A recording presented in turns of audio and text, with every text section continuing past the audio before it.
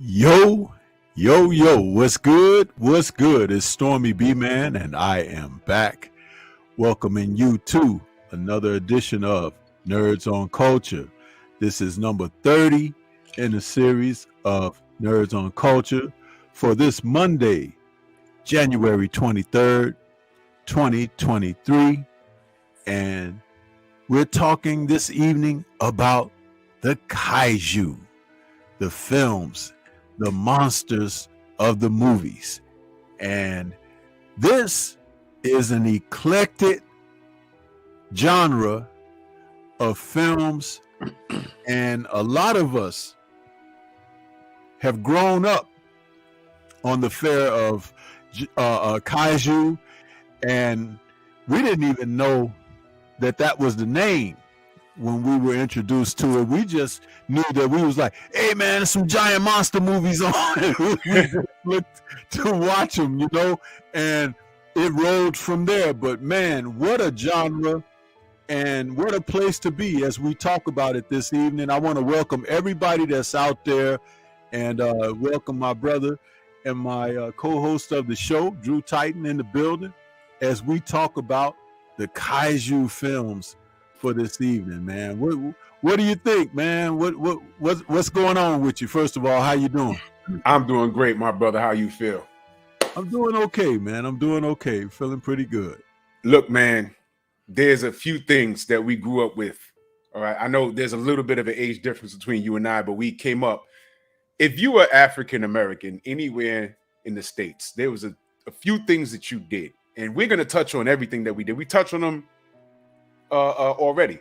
Break dancing, for example, your kung fu review films, your martial arts review films, your break dance, or if you didn't do it, you watch people do it. It's a part of our culture. Martial arts films are part of our culture. Anime, cartoons, part of our culture. We didn't touch on anime just yet, but we're going to get there. These films with the Kaiju, we didn't even know it had a name, but everybody saw a Godzilla movie and we enjoyed it. It's part of our culture, man. Hey, listen, I can remember the last Godzilla movie, and this is in all sincerity, the last Godzilla movie that I saw in the movie theater. I was a little boy at the time, and it was Godzilla versus Megalon. I was taken to the theater at that time. I think it was my mom took me to the show to see that one. And I think, if I'm not mistaken, someone can correct me, because they kind of run together now. There's so many of them. But if I'm not mistaken, that was the one when the little boys built Jet Jaguar, the robot.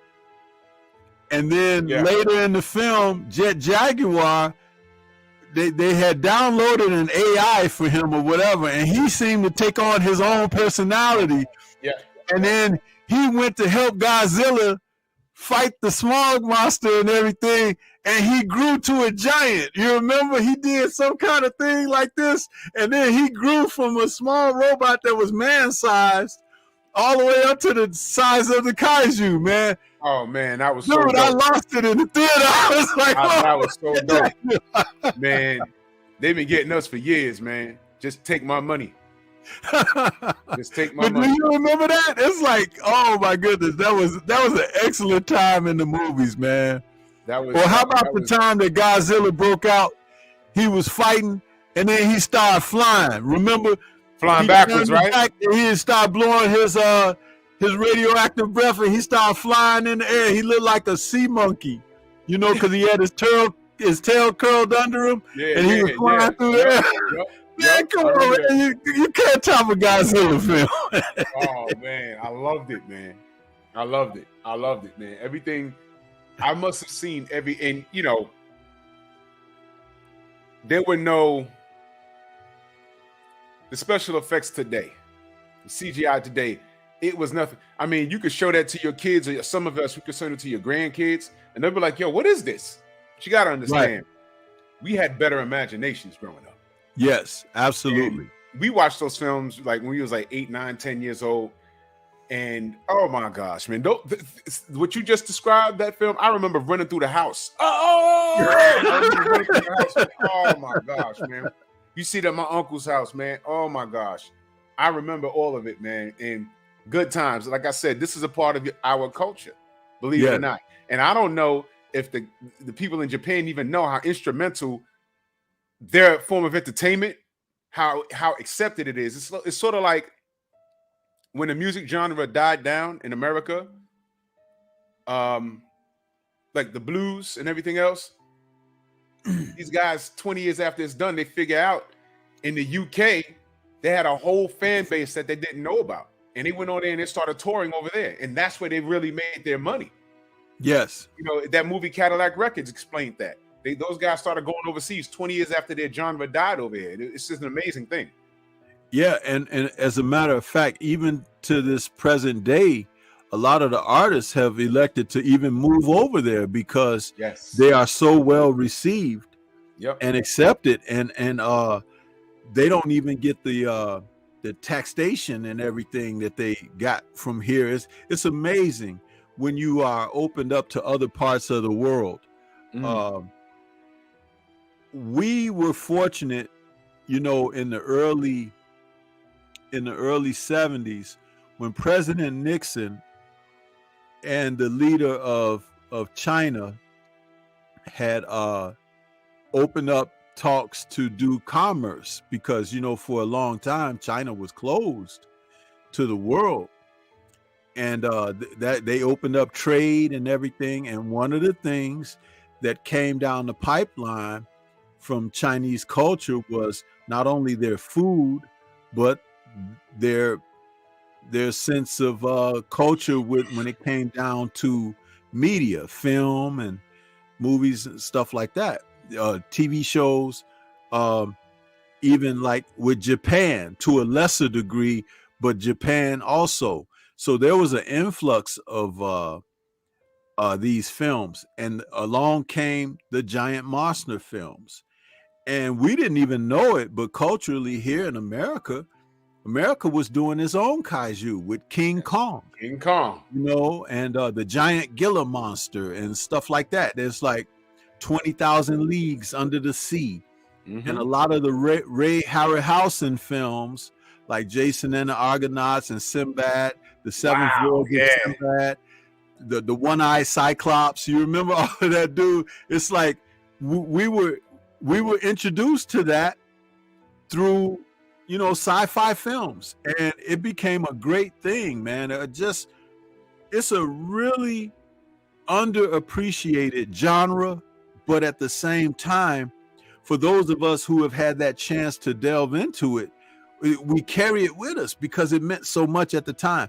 And even though now we could look back, on some of that fare and see how kind of hokey some of the special effects were, we still were very entertained by it, and we bought into it because there was a time in our culture where films like this and everything, they were an escape for us. It was an opportunity for us to get away from the everyday rigors and mundane rituals of life and just get away for an hour or two just to get into some sci-fi. And I'll tell you, after the introduction of the atom bomb, a lot of the kaiju storyline and everything came out of that. Nuclear power, what would it do to the world? Remember? And the morphing, you know, mankind in one way or another, whether it's the animals, the beast in the sea, whatever, whether it was men and women, what would this do to us? And a lot of this was born out of that. You know, it was a lot of, and that's what, when I was a kid, I remember a teacher in school explaining that to me. He said, you know, a lot of that stuff, exactly what you explained. He said, these films with these giant monsters was made out of fear. Like what could happen, because he felt that with these, the nuclear bomb, and because we already done dropped the atomic bomb on their ass, you know, years ago. And from what he heard, it mutated the animals. like Yes. three-eyed fish and everything. And that's just something that happened because of the waste that was, the residue. But Right. the people that came after that, they was like, what if the fish wasn't just a three-eyed fish, a birth defect? What if a goldfish is now a super goldfish, the size of a whale? And that's where the ideas of these things came from. So it was out of Yes. fear of what could be, and then Yes. imagination takes place and it makes for good entertainment with us. But there's some realism behind these things that we take entertainment in. Right. And Godzilla was born out of that as well. Yes. It's one of the interesting takes on monster films because it has been remade. Godzilla's story, though that there have been tons of Godzilla films, but every once in a while, Japan reproduces a Godzilla film where it retells that story of where he comes from. And even when America made its Godzilla film, the one that was in the 90s with the giant Jurassic Zilla, you know about that story. Yeah, go ahead. Yeah, I know. Yeah. I know you know. Yeah, and then even now to this modern Godzilla that the American film companies are making. One of the things that I found that was very, very interesting. Yeah, Rive is out there saying in the chat, and I was just getting ready to say it. Shin Godzilla is really, really good because that's the Godzilla that's the most scary, if you ask me, because when he came out of the sea, he looked like a giant caterpillar at first. Then he shedded that skin and became something else with these, it was like these scaly looks on him and everything. Then he became morphed into something else, and then he became the giant Tyrannosaurus type deal or whatever. And he had that red in his body from the radiation and everything. And when he shot out like his beams and stuff like that, it was like if they attacked him, he had a built-in defense for whatever they did to him. Man, even shooting lasers out of his tail and his back, what they call it, his fins. Yeah. Shin Godzilla was scary, bro. And it was like, just a few years ago, the film came out, and I heard there's going to be a sequel to it. But yeah, you go ahead and say what were you going to say? Yeah, the Shin Godzilla was extremely scary because he looked unstoppable. But the Godzilla that came out over here when they re-released it, we kind of went crazy in America with the new CGI that we had, and we were doing some amazing things. Jurassic Park, when you first saw that, you're like, whoa, what are they doing with these computers now? It was magnificent. So you already knew when I left the theater watching the first Jurassic Park, I said they're gonna make a Godzilla film. They have to, because we have the technology now. And actually, Jurassic Park, me and my friends left there. We was like, they could do anything now. They could do superhero movies now, Yep. So I was waiting for a superhero movie after Rocket Man came out, but that's for another time. So I saw the Godzilla in the movies, and I was disgusted. Right? But what I appreciated was the people in Japan were so annoyed with it that they remade a new Godzilla, and they fought the Godzilla that left New York, and they renamed it Zilla. Yes. It was Zilla versus Godzilla. I didn't watch it, but I'm assuming Godzilla killed his ass. I couldn't take it, man. Drew, check this out, because I got the movie that it was a short fight scene, and when I say short, I'm talking about short, like Hervé Villechaize is short. Godzilla ran across Zilla, saw him, shot him with a blast of his radioactive breath, and he flew into some buildings and blew up and exploded, and that was the end of him.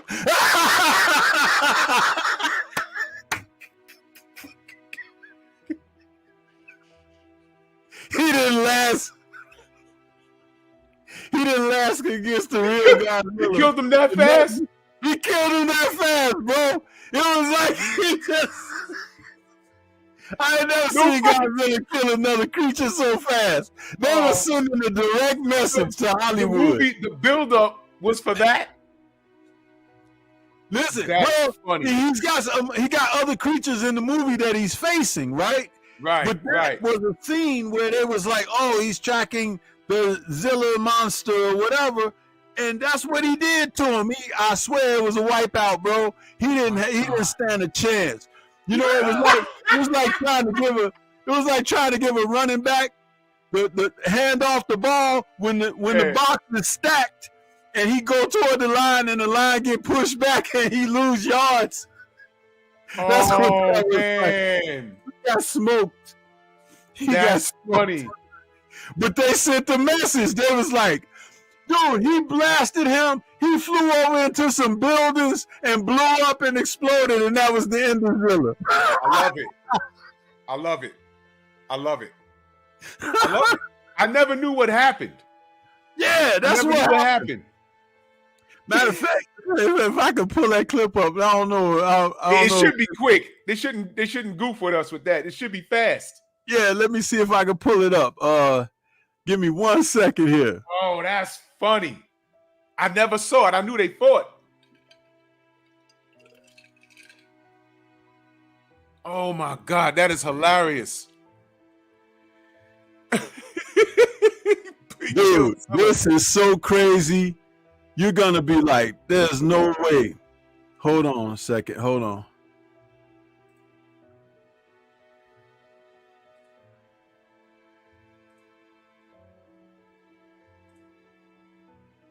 Okay, yeah, here we go. Let's see. I'm just getting it together for you guys real quick.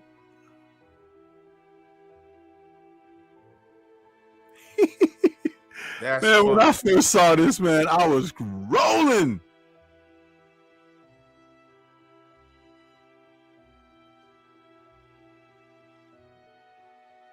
Let's see. Pull this up. Got to be on YouTube. It has to be. Well, yeah, I got it. I'm just trying to get it all set up for us here. That is funny. He shot his behind and blew him up. Blew him up, bro, and that was the end of him. Zilla didn't last 3 seconds on him, man. You know what? It was that was a bad film. Matthew Broderick was in that. That was not a good film for me. Check this out, bro. This is it right here. Let me.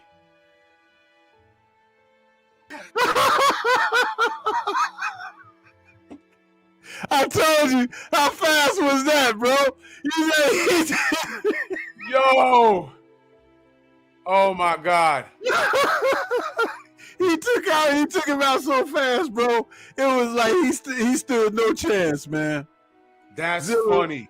Zilla stood no chance, man. He was out of there. Out of there. Oh my gosh, he blew him up.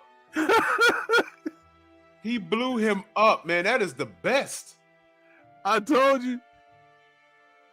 He spent more time roaring at him than he did fighting. No, you know what? He darn sure did. That is funny. Oh my goodness, man. That is hilarious. I'm glad to see him go because let me tell you, I had high expectations of the Godzilla film and it just didn't meet it at all. That was horrible too. That film, it was an overall bad film. There was nothing to work with.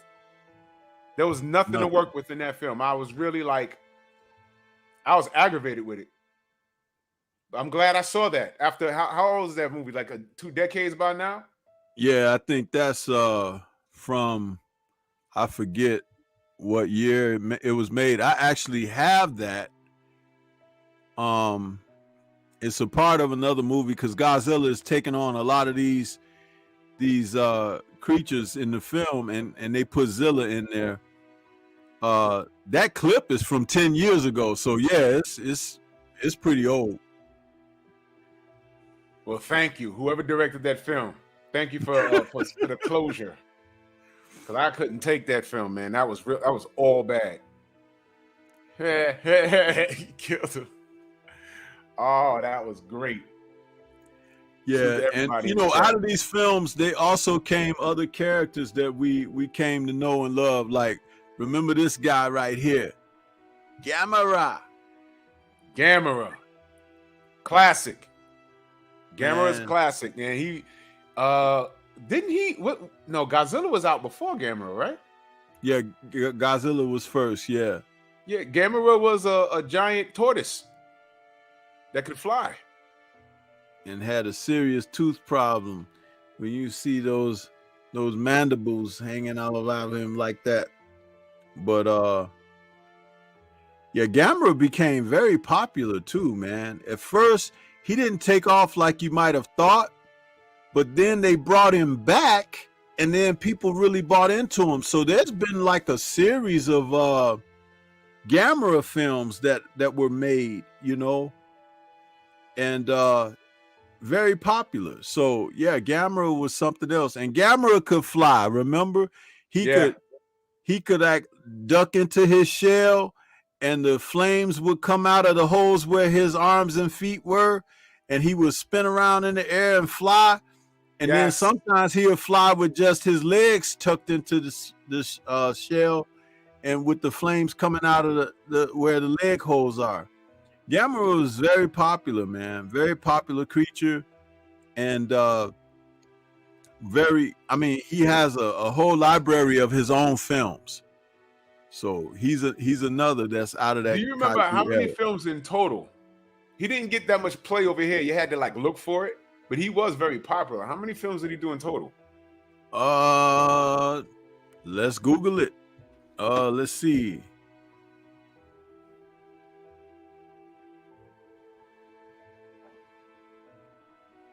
Let's see. Because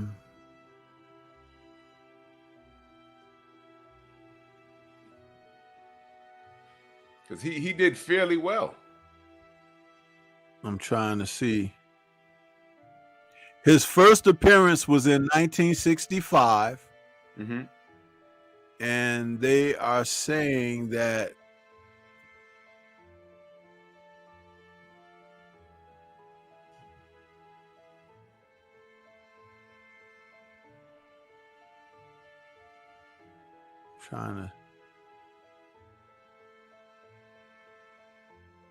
Now check this out. He has a breakdown like Godzilla, similar. His history is broken into two different eras, which they call the Showa era. Godzilla has films from the Showa era. That's 1965 to 1980. Mm-hmm. They're telling you the names of the films, but it'd take me too much time to count them all down. Then they had the Heisei era. The Heisei era is from 1995 to 2015. But basically, they're saying they've listed about 12 films in total from 1965 to 2006. 12 films. So wow. Gamera has been really popular. He's even had comics. Dark Horse Comics have published a 4-issue miniseries. The guest appearances too. Yeah, he's had television appearances.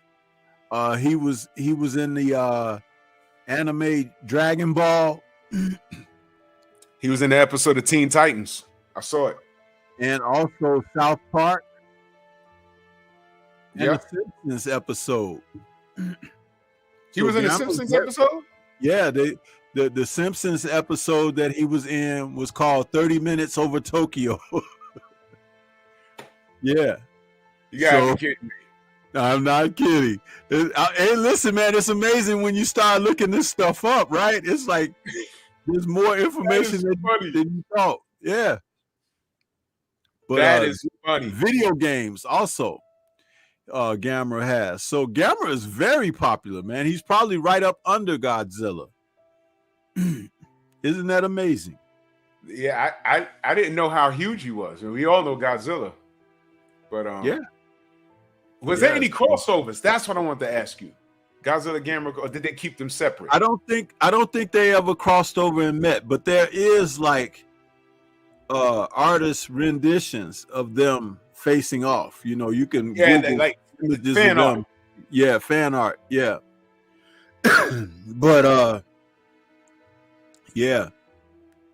Just like with Kong, man, you know, we had King Kong, then we had Son of Kong, then we had Mighty Joe Young. You remember Mighty Joe Young? Wow. Yeah. And so there were a number of films like that, you know. The Shaw Brothers even did a King Kong version called Mighty Peking Man. I did not know. What is that? It's a Shaw Brothers film starring some of the same guys you've seen in some of their martial art films. And there's this blonde lady playing in the film that they captured her from an island because she was like some kind of wild lady on this island where the ape was. Yeah. And they went, these expeditionists had went to that island and they saw the woman and they were trying to track her down and stuff because she was a pretty lady and stuff, but she was like she wasn't like the regular people. She couldn't speak like them and everything. Right. But she had this relationship with the giant ape. And so when they was messing with her, the ape came out, right? And they was like, oh, we should capture him, you know, and they tried to take him back to Hong Kong and stuff. It's true. It's like called the Mighty Peking Man. Yeah. Oh my God! It's actually included in that Shaw box set that I got, the part 2 that I told you. It's there. About. It's in there. Yeah, it's one of the films that's in there. Oh man, that's funny. So that is funny. Hilarious stuff. And check this out. Man. This was a classic. You remember this one, of course. King Kong versus Godzilla. Now, this was the Japanese version. And what was interesting off of this was that King Kong and Godzilla fought each other in this movie, and the film had 2 different endings. When in America saw King Kong emerge from the water, when they went into the sea to battle, they saw Americans saw King Kong swim out of the water and swim away. Yep. That was how the film ended.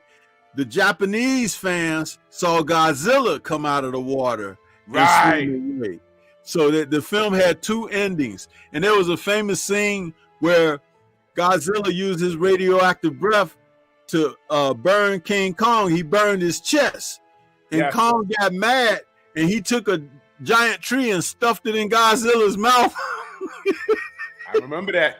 And it was like, you know, and there was always this Japanese building. It's almost in every Godzilla film. It's like a pagoda, but it's really big. I think it's a real national landmark in Japan somewhere. But it's always in the Godzilla film, and it's always getting destroyed and stuff. And it's in there between their battle. You know, it's so funny, man. But spawned off of this was Godzilla versus Mechagodzilla, right? Uh-huh. And then King Kong had a film where King Kong escapes, and then he had a Mecha Kong that he fought in that film. So it was like the giant robots were like crazy back in the day, you know, with that stuff. It's like we were like behind when it came to stuff like that. Yeah. Man, good times, man. Good times, man. That's, and then, you know, shortly after Godzilla premiered, then we got this film, Rodan. I don't know how many people remember seeing the film Rodan. I had this toy. I had it. Yeah. But Rodan, you know, he appeared in some of the other films like Destroy All Monsters and stuff like that, when all the monsters would come together. But Rodan had his own movie. Uh-huh. And that was interesting because the one of the powers that he had was he could fly at a sonic speed, and if he flew over a city, he could make buildings and stuff explode. You remember that? Mm-hmm. That, you know, Rodan was really dangerous. In fact, in the last Godzilla film, that Godzilla and King Kong, when he was in that film, they kind of like downplayed his abilities because he was a problem. In these old ones, he was a problem. But you know, Rodan was like really, he was really a beast, literally. I had the toy. I had the toy. I had Rodan and Godzilla, you know, all the things we had spoke about prior, but I had a Rodan. I remember the commercial was airing in America. Mm-hmm. And I remember it came on, and me and my brother was like, oh, we ran to my mother, dragged her out of bed. Look. By the time she came to the living room, the commercial was over. She wanted to beat us up, man. But yeah, that was the days, man. See, and we used to have model kits, you know, when I was young, of these creatures. There was a model kit for King Kong. There was a model kit for Godzilla.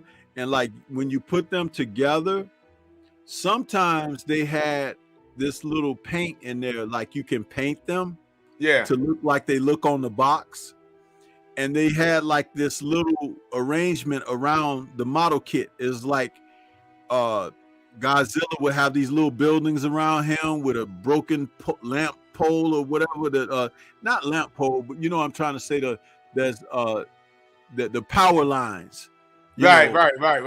Like broken over, and it's like Godzilla standing over it and stuff. Then there was one with King Kong, and he had the little lady Fay Ray in his hand. I had one that was also a giant spider, like a giant tarantula, that was feasting on a side of a building or something.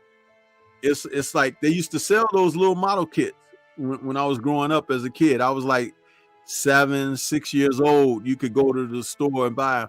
Model kits were really popular back then when I was young. They don't do them anymore, but you had to put these things together. They weren't really difficult to put together because most of the pieces, you could look at them, you would have to glue them. They had this like little super glue that you use, so because when the glue dried, it was clear, you know, so you can paint the subjects or whatever. But I had a few of those, and there was a magazine called Famous Monsters Inc. And that magazine came out, I think, quarterly or something like that. And it would always cover the monster films. And sometimes when they had Godzilla on the cover or King Kong on the cover, I would buy an issue, you know, because you want who you want on the cover, you know. So Dracula, Frankenstein, all of that stuff. Famous Monsters Illustrated.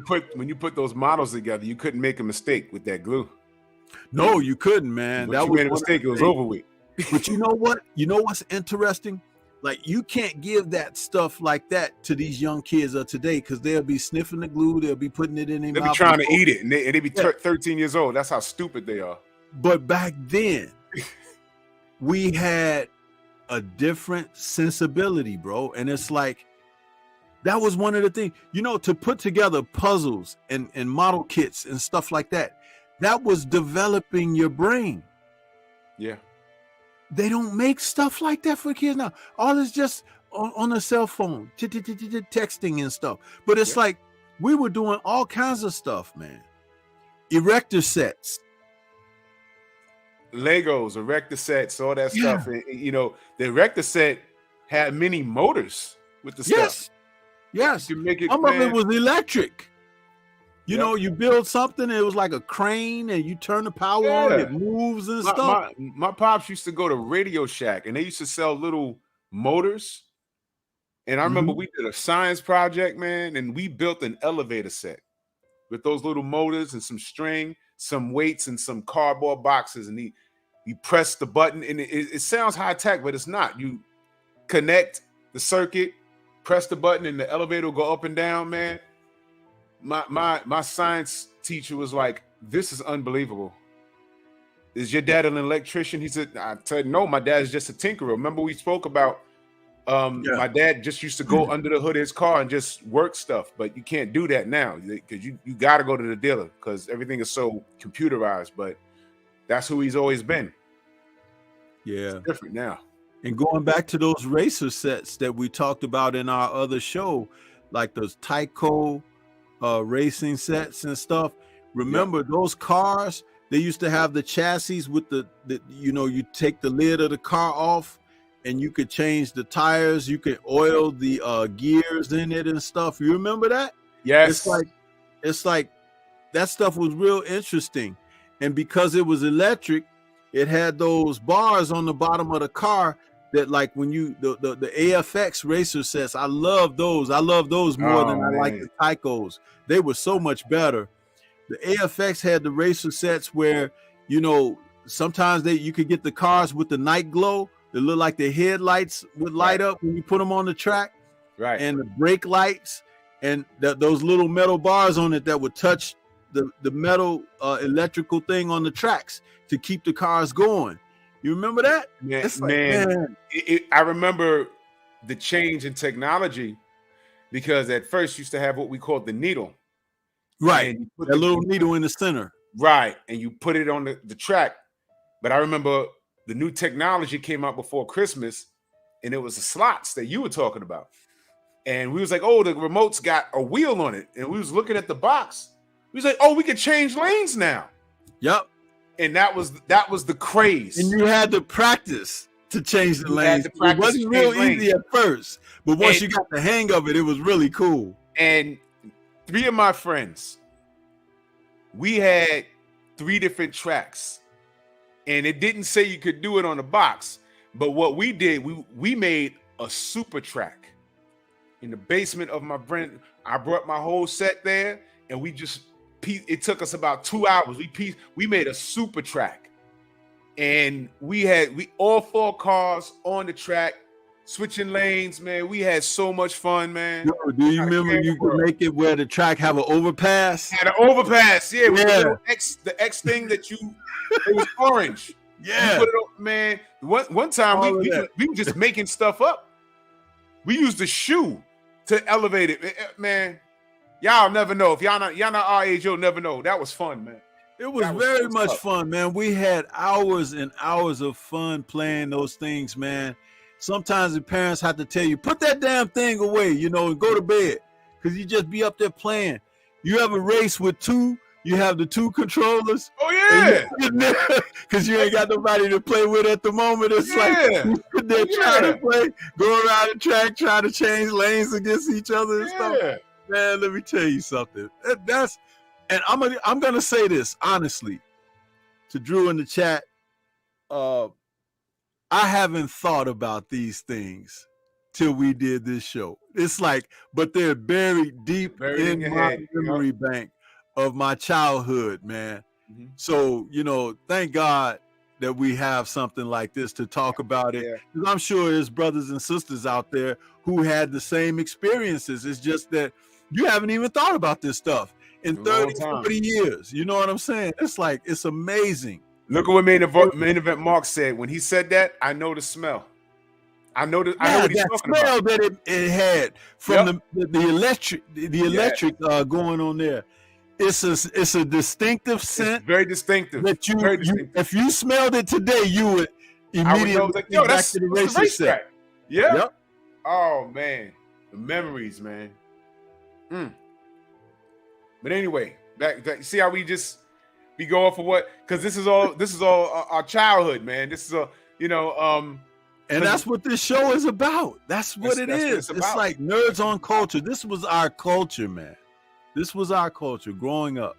In the basement of my boy's crib, he had all the toys that we had. There was an Atari down there somewhere. There was the Mazinga and somebody had a Star Wars toy somewhere. And I'm gonna tell you guys something else. You know how far back, family that's my age, this is a little before G.I. Joe. The new ones. The old G.I. Joe from the 70s was already out. Right. The new ones and from like 83, this is before then. Then, man. I mean, because when I was still a kid and growing up, they had the G.I. Joe with the Kung Fu grip. And like he had the fatigues and stuff, the dog chain, and it's like I forget all the objects they used to put in there for him to grip with his kung fu grip, but he had one hand that was like the regular stiff plastic hand. In the other hand, the kung fu grip hand was like a soft rubbery hand or whatever. And I watched the whole story behind them. They reinvented themselves. When it went away, it almost didn't come back. But you know what brought them back? The guy had the theme song composed, and he brought it to the owner of a toy company, and he listened to it, and then he went to his father's grave, and he said, "Dad, you know what? I love this theme song so much.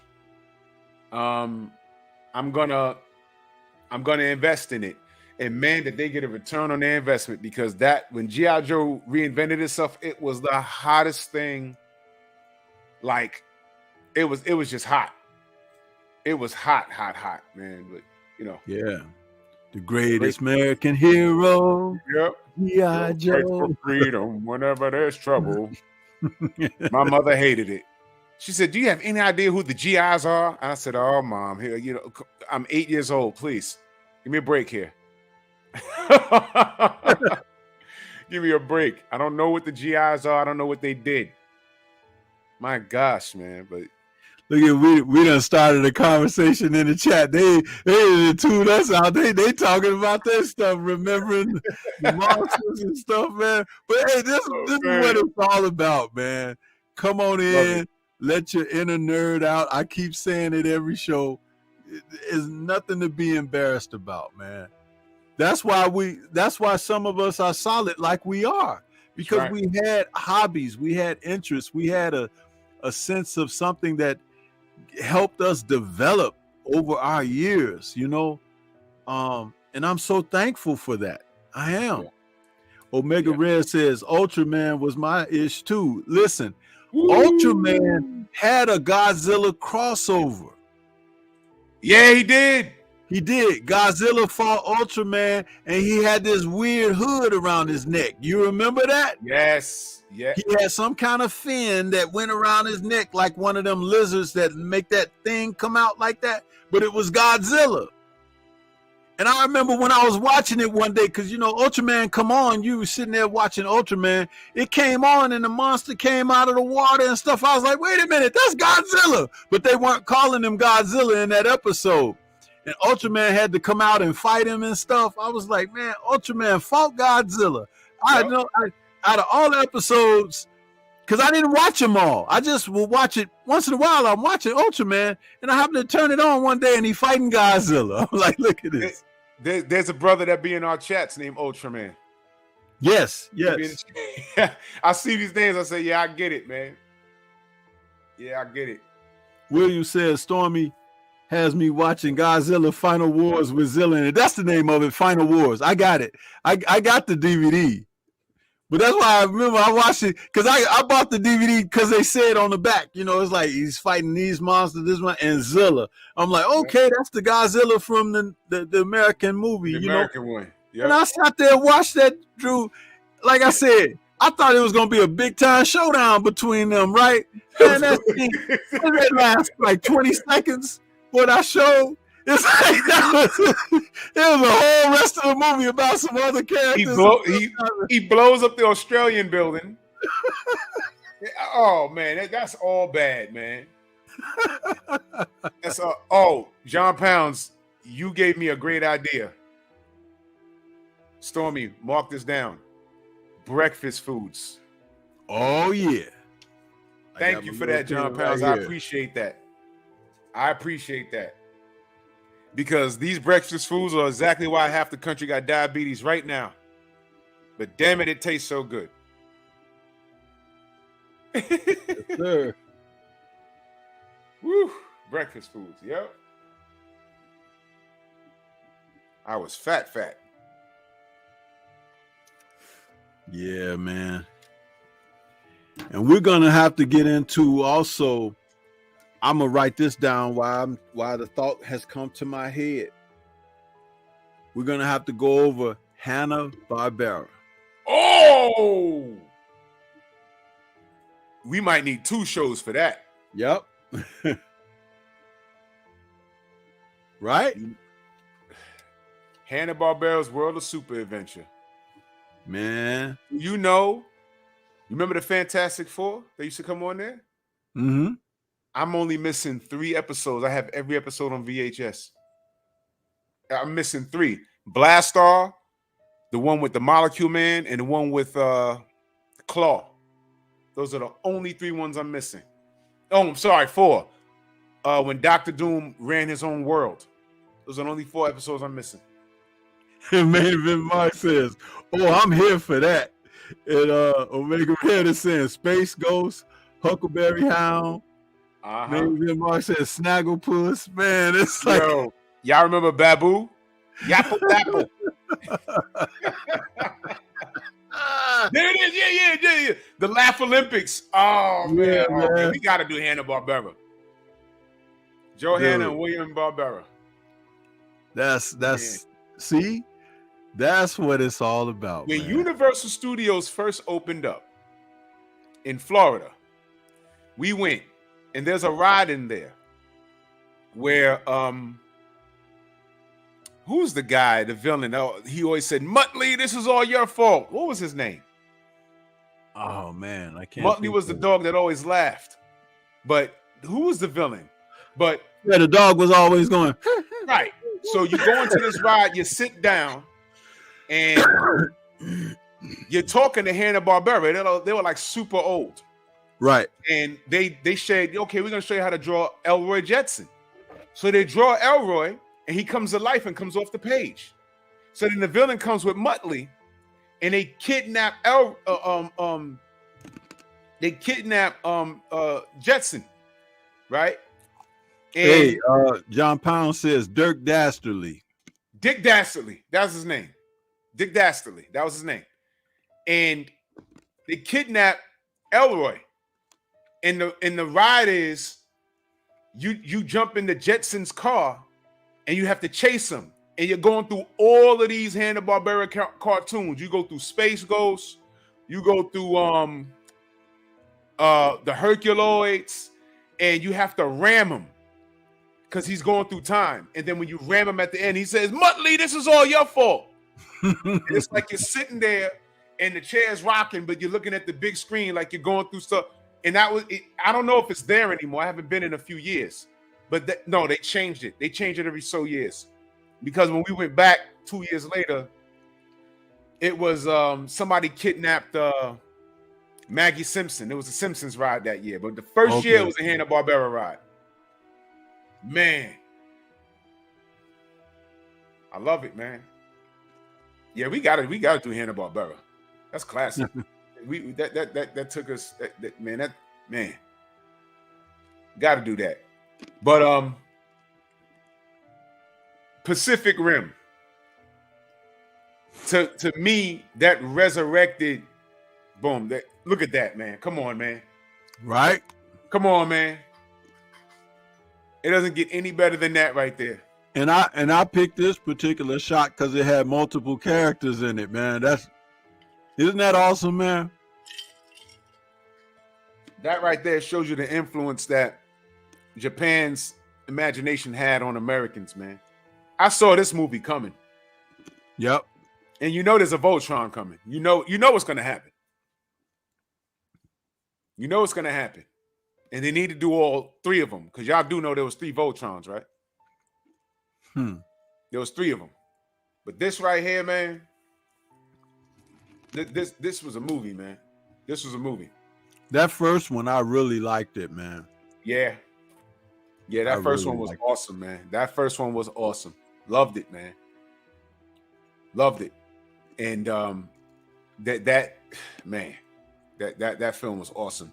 And these are those films, you're not expecting an Academy Award or nothing like that, but it does enough to hold your attention and you appreciate it for what it is. You understand? And I had fun watching this. There was a lot of spin-off series on Netflix. There was a Pacific Rim. Yeah. The Pacific Rim series, and yeah, these things ain't no joke. Look at that thing. I forget all their names, but geez Louise. Goodness, look at that. Man, this is awesome, man. But you know, as an artist, Stormy, you know this as well. When you start creating something and your mind just goes to another realm, say, "Oh, I could do this and I could do that." You get into this realm where it's like you're in the zone. You're in the zone and you just can't stop. There's pieces that I've worked on. It took me all week long. Now these are the sizes right here. Right. Now, for those of you that's never been in Statue of Liberty, well, I'm looking at it. I've been to it dozens of times. I'd say, you see the monster down there? That's the monster from what you call it? Oh my God, what's the thing when the monster came to New York? What was the name of that? Is that Cloverfield? Cloverfield. Yeah. That damn thing was disgusting, man. That thing was pretty huge. Pretty huge. They never explained exactly what was going on. But yeah, these kaijus ain't no joke. Now that Godzilla down there, that's the what you call it, right? At the bottom. Second Space Godzilla. Space Godzilla. I saw a model for that downtown a while ago. Ridiculous, man. The guy wanted $500 for it, but it was worth it, man. It was kind of big. It was worth it. Got a super chat from Omega Red. Yeah, I see that. I was just about to hit him up. Salute to our brother Omega Red out there in that super chat. He says, the imagination and creativity is lacking now. We had so much fun back then using those. Yep. Yeah. Thank you for your super chat, Omega Red. Yeah, that was, yeah. There's been times where I'm just sitting in the crib and I'm just drawing and I just hit a creative stride. Some of my best work is when I'm by my damn self. And that's the Godzilla that we know today, which I don't have a problem with. They did this new Godzilla justice. They did it justice. They had the right voice. And how did you feel about the storyline, how they told it? The reimagining of it? I was okay with it. Yeah. I liked how they went into excuse me, I was snacking on those Boston baked beans. Sorry about that. But I like what they did with that story about where he goes away to. Remember when he goes down deep into the sea? Yes. And they can't track him? I love what they did with the lore of like where he comes from. I like that. And they still have more to tell about that. But what they did was they gave you a sense of he does have a safe haven. Yeah, that was I love that retelling of the story. So everything made sense. How he can go to four corners of the earth in a short amount of time. Right. It's a shortcut. Right. I like the I was able to live with the you know, the what they did with King Kong and the apes that he came from, you know, with the battle axe. I lived with that. I was like, okay, all right, I could dig it.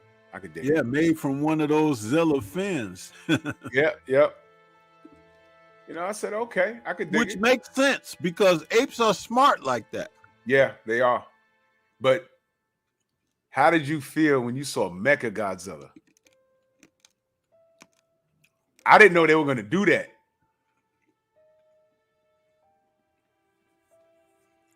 That damn Mecha Godzilla was dangerous. Yeah, he was. He was dangerous. we might not have seen the end of him either. No, that was crazy. They needed that team up. That was awesome, though. I was like, ooh, this guy's a problem.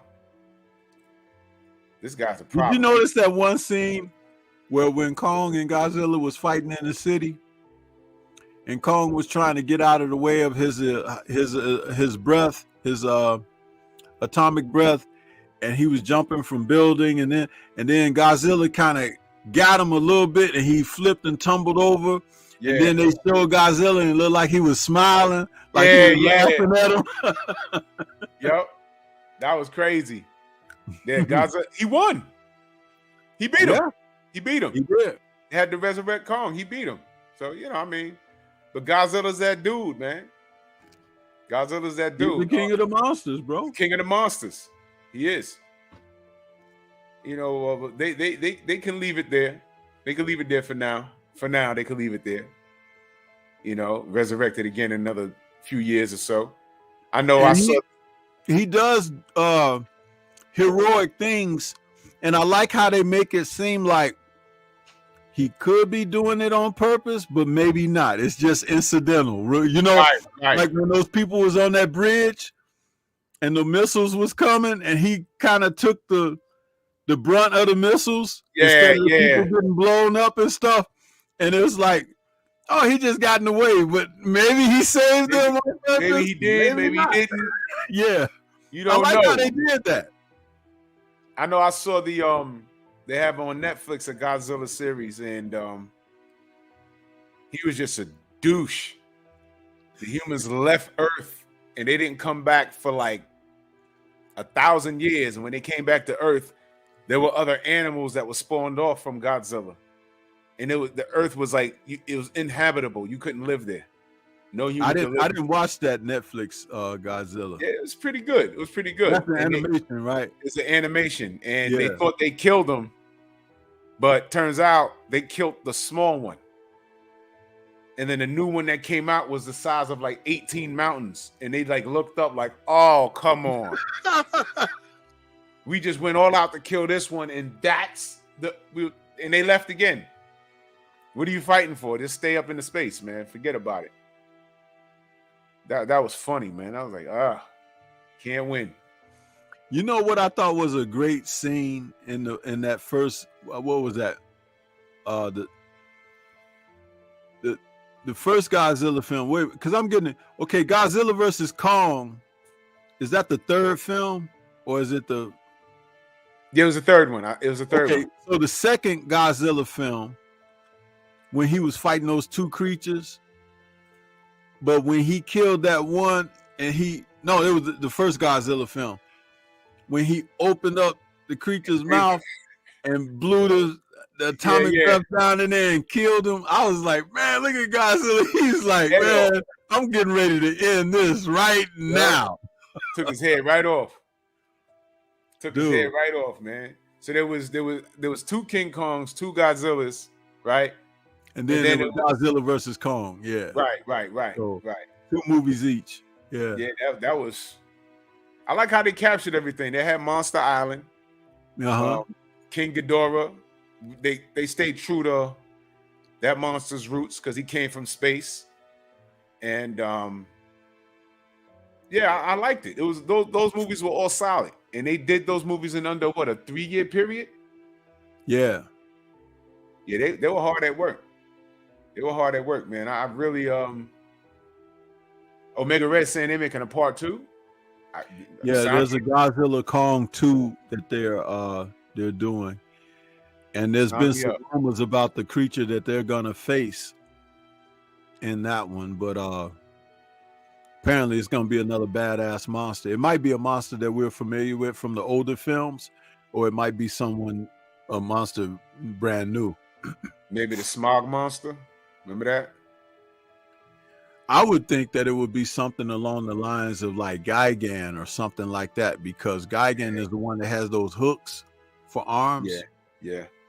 I always thought that King Ghidorah should be batting cleanup. They should have left him for last because he was badass. He was. In a way, I understood why they brought him so quickly, because They had to catch this while it was hot. Yeah.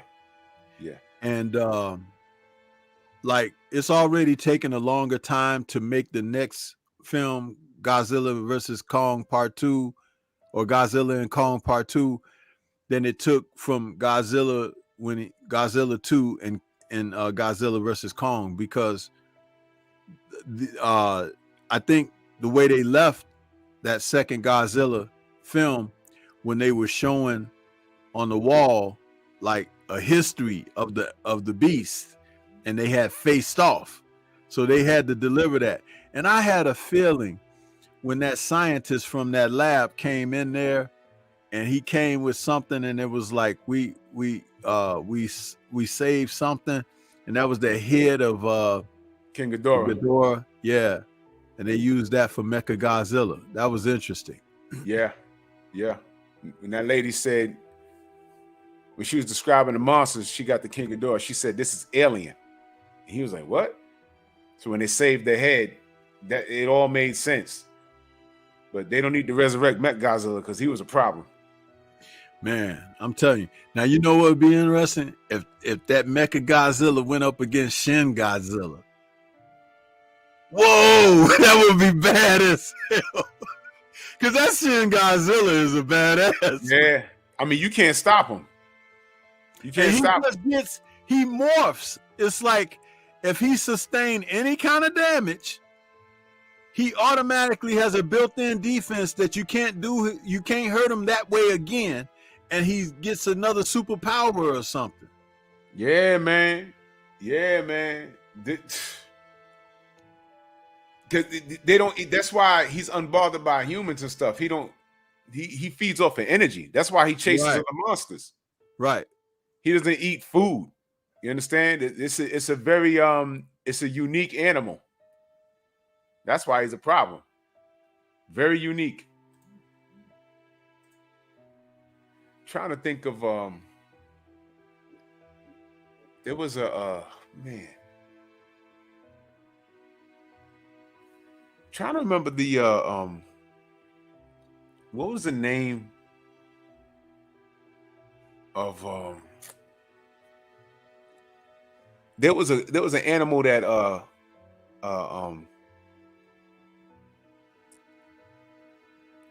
what was the name of there was an animal that the damn turtle fought, and it had a name and I can't remember it.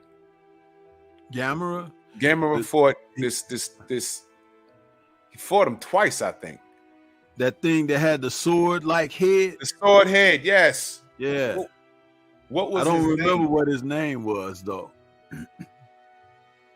Yeah, I need to watch some more of Gamera. Cause he stabbed Gamera with that head, didn't he? He sure did. But he killed him. He sure did. Freaking Gamera. Underbelly. Yep.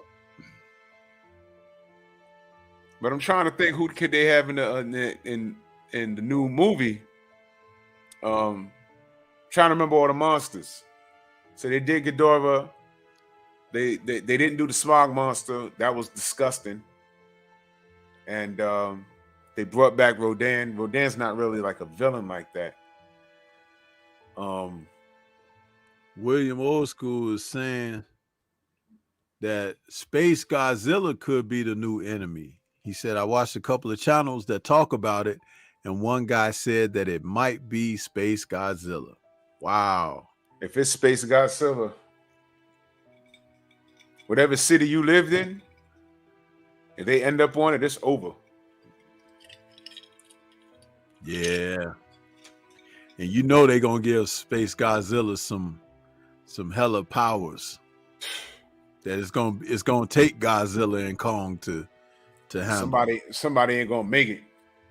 They're gonna have Godzuki show up. Something weird like that. But Space Godzilla was a problem, man. He was like almost unbeatable. Or it's gonna take some of the other kaijus. You remember at the end of the second Godzilla movie when all the other kaijus came out and they kind of like kneeled before him? Yeah, Rodan, that mammoth looking thing. Yeah. Yeah, what was that? It had a name too. Yeah. It left the island. and they came to a city near you. You know what I mean? Yeah, they got to bring Rodan back. They got to bring Rodan back. Said Omega Red said, "I hope bring Rodan." They got to. They got. It might take all of them to jump Space Godzilla. It very well may. Because he was a problem, man. And Rodan, when he came about the volcano. And I know this is wishful thinking. If they're gonna keep these films up, what if Gamera pops up in there with them? Why not? Dude, that's box office right there, right? Do it. Do it. I mean, and if it does well, he could spin off and have his own film. Do it. They could all be losing, and then this tortoise comes out spinning in a circle with fire, and then he comes out, and just starts spitting his stuff at him, and he comes in to help, man. The theater will go nuts. They would go nuts. That would be like the Avengers Endgame big ending, you know. Oh, that man. would be equivalent of that. You know how many people stood up in the theater when that happened? When he finally said assemble? Oh, man.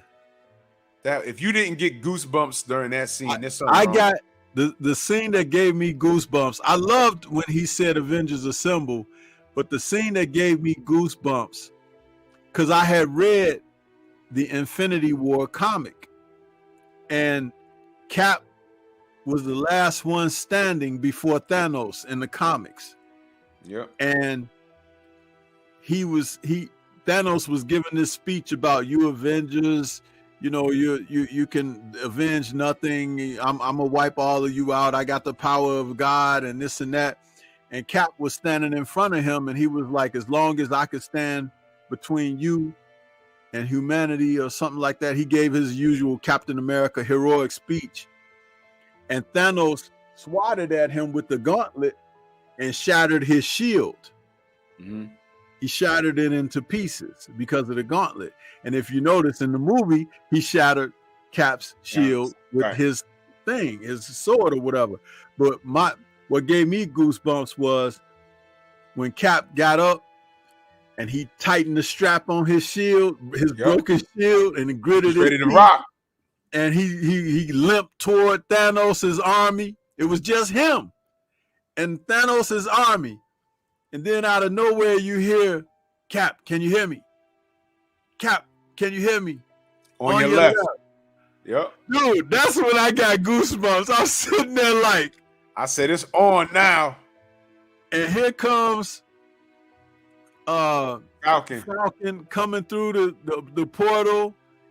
And then you see Black Panther walk through and Shuri and everybody. I'm like, and the whole audience just started applauding, man. People were standing up, man. People were hooting and hollering, man. When Giant Man punched that animal. And then Peter Parker comes swinging through there. I don't know what the hell he was swinging from because it looked like it was wide open space, but he swung through there at the portal and he landed down and everybody was like, whoa, you know. Dude, that was... Man. I am so glad I saw that in the theater because that's one of those landmark moments that I'll always hold with me, just like when I saw Enter the Dragon for the first time or some of these other things that we've been talking and sharing. That right there, and people are not going to know going forward because I don't think we're going to get this type of situation again because of what happened with the pandemic and everything. I think the world has forever changed. But you know what? It was a wonderful thing, man. A wonderful way to cap off that 22 film run. There was nothing like it, man. And then I loved Kevin Feige put that dedication at the end with the core Avengers. Yeah. Where it played that music at the end and it showed the core guys, the original core Avengers. Yeah. And then it ends with Tony Stark.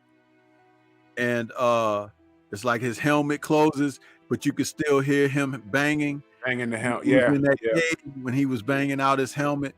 I'm like, dude, that was such an excellent touch. I bet that they thought that out for a while. You know, Yeah. all of the key points that they wanted to hit in that film to finally deliver to the audience, because we always wanted to hear Cap say Avengers Assemble, and we didn't see. They teased us for a couple of years. Yeah, then in Age of Ultron, when they were all gathered around trying to pick up Thor's hammer and everything, we got to see Cap pick up Thor's hammer. And then Thor say, I knew it. You know what I mean? I knew it. That's so right. It was like the whole thing, man, the payoff was so tremendous. I could not have asked for more, aside from Hulk getting some payback against Thanos. That's the only thing that they dropped the ball on. They dropped the ball on that. Dropped the ball on that. He was supposed to get that get back. And for those of you that don't know, in the comic books, Thanos admits Hulk is one of the people he don't want to deal with, because he's an anomaly. He's not only like super duper, but there's something in him where he has. Matter of fact, he went God mode in a comic book. God mode. So Hulk is a problem. Yeah, man. Yeah. So, well, let's get some final thoughts, man, because I know you got your show coming up, and I'll give you some time to get to it. Final thoughts on tonight? Man, as usual, man, we always have fun here, man. Ain't it cool how we could think of other shows while doing a show? Yeah. That's always cool, man. That's always cool. But yeah, man, this is always dope. Godzilla takes me back. And at our age, we like to see a newer rendition with what they do with these CGI when they do it justice. And the Godzilla and King Kong movies were done, dare I say, perfectly. I went there and I appreciated every moment of it.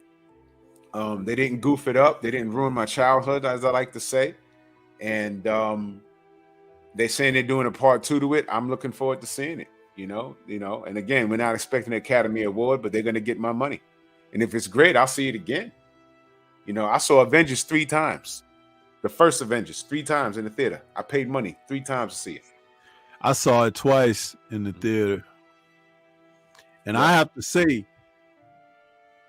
this is very interesting. I'll keep it real brief on the Avengers film. The Avengers Blu-ray was shot on such good film and high quality that it almost looks 4K. The Blu-ray of the first Avengers film. Mm-hmm. But man, when I got the 4K version of it, I'm like, I didn't think a movie could look that damn good. Wow. But it looks very good, on Blu-ray. But that 4K Avengers film, let me tell you something. That is a classic, man. Even the Hulk in that film looks more real than he ever looked in any of the rest of the films. For some reason, he looked like a man. He looked like a real man that was green. The special effects got worse on the Hulk as they subsequently went away from what they were doing. They did make Thanos look good, but they knew they had to really deliver with him. So I'm sure that Feige was telling his people, hey, we need Thanos to be on point 1000%.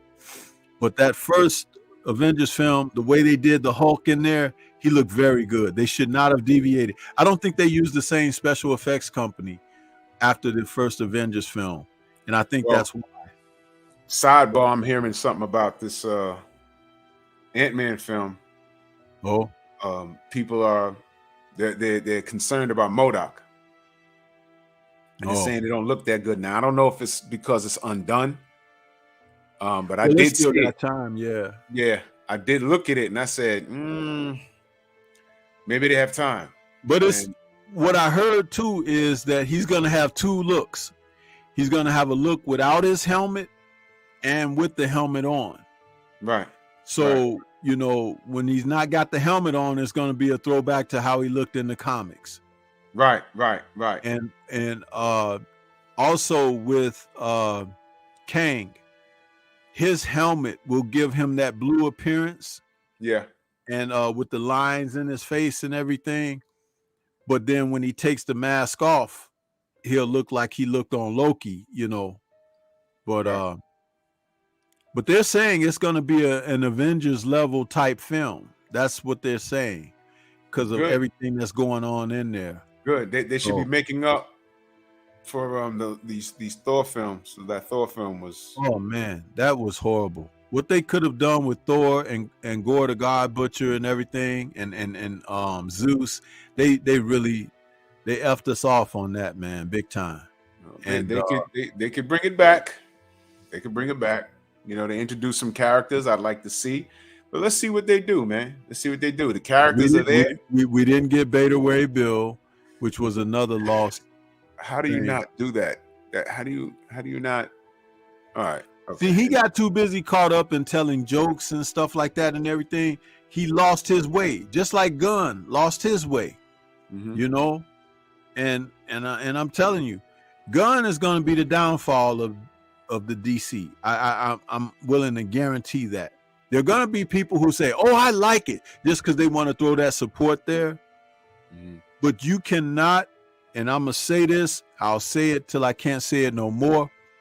You cannot do what you did to Henry Cavill and think anything good is going to come of you after that. You can't do that. You can't tell me you're going to keep Jason Momoa around. I don't care if he is going to play a different character. You had the best Superman since Christopher Reeve.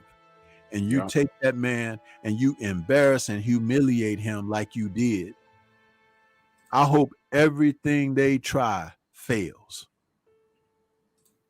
And he lied because he was writing a Superman movie the whole time when he was asked just last year, would you ever be interested in doing a Superman film? And he said no. Then he lied to us and told us because this Matt Reeves guy, the director who stole Ben Affleck's ideas for the Batman Arkham film that he was going to make, making the Batman with Robert Pattinson. Get the hell out of here, Robert Pattinson, who wouldn't even go to a gym and lift a weight to play the character. He wouldn't do it. He refused. Now, Robert Pattinson's Batman is going to be a part of their DCU. Get out of here. Well, let's get out of here. Listen. Ben Affleck's Batman was going to rocket out of the universe because it was going to be like The Raid. You remember that movie, The Raid? Oh, yeah. He was going to go through Arkham with all his Ark villains and everything, Raid style. How do you? Okay, they goofed it up. And I can't wait to see the backlash. And y'all got hype at the end of Black Adam. Don't. It's over. Yeah. So I can't wait to see the money they lose because everyone's gonna be like, "Hey, what happened?" No to be continued. Well, anyway, great show. Great show, man. It's been a very good show. I appreciate everybody out there that came in to rock with us this evening. Super chat, everything. So, but we're going to get on up out of here. If you guys want to continue to take this positive energy over to the Painful Excellence podcast, which will be coming up in about 9 minutes or 8 minutes, please do so. But we out of here. Peace to everybody. Also, wait, real quick, before we get out of here, I now have material up on Bear Cave Entertainment. Just a little something. So y'all go over there and see what I put up. Bear Cave Entertainment. Yeah. Yep. And there we go. Eric R says they should bring Henry Cavill over to the MCU as Hyperion as Stormy B, man. Yeah, I would be fine with that. They should give Henry Cavill something. Oh, by the way, Eric R, did you get your package? You should have got it last week or about last weekend. So I hope you got it. Drew just put the link for his channel up in there. Eric R, if you got your package, just put a pound up there in the chat. We're going to get on up out of here. Peace to everybody. Shout out to the mighty LDBC. And we up. Peace.